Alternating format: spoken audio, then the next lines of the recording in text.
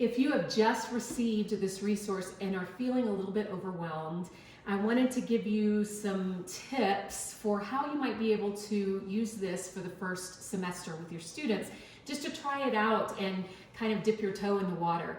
There are so many helpful resources in here, and I hope that you'll have the opportunity to delve more deeply into the resource as you go.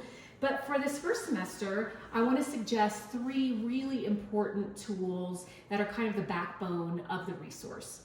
The first one is the reflection tool, the lesson reflection guide. I have found that the single most important piece of this resource that students say again and again have changed the way that they have approached their practice is lesson reflection. If you are not used to doing lesson reflections with your students, or if you encourage your students to do lesson reflections, but they just don't, I would like to encourage you to hold them accountable this semester by using the lesson reflection guide in the workbook. I purposely put multiple copies, one for each of the first 7 weeks of study, so that they would build the habit of really reflecting on their lessons and using those reflections to build better practice habits. The second place is the practice checklist, which I believe is on starting on page 21.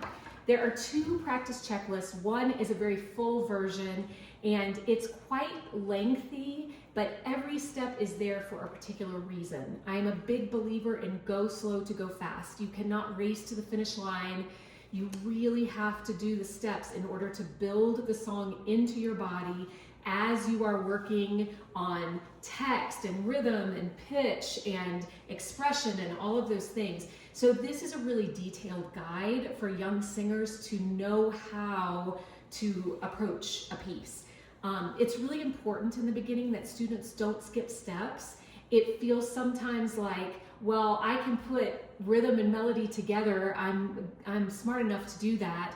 But what I find is mistakes happen, number 1. And number 2, when you're trying to do too many things at once, there is no way that you can think about the technique that is involved in making those sounds.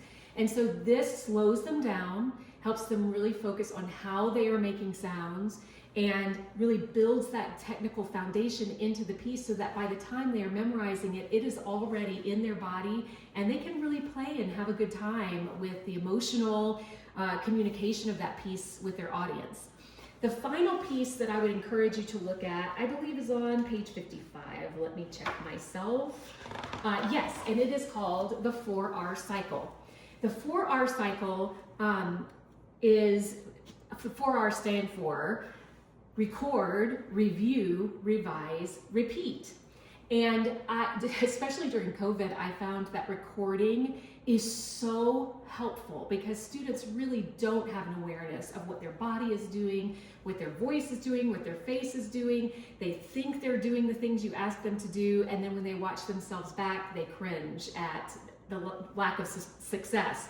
So when they go to the 4R and they record themselves on a piece, preferably one that's memorized, they are going to look at 3 categories. They're going to watch themselves and they're going to write down specific things they hear about the technique that you've been trying to build in, the musical accuracy, and their performance. And they're going to write all of those things down, and during the week they are going to try to work specifically to improve the things that they are noticing that need improvement. And then at the end of that week they will re-record themselves and hopefully see a lot of progress. If you could start with those 3 activities, even just for this semester, I think you will see tremendous progress and difference in your singer's growth and practice habits. Thank you so much for your investment in this resource and in your students.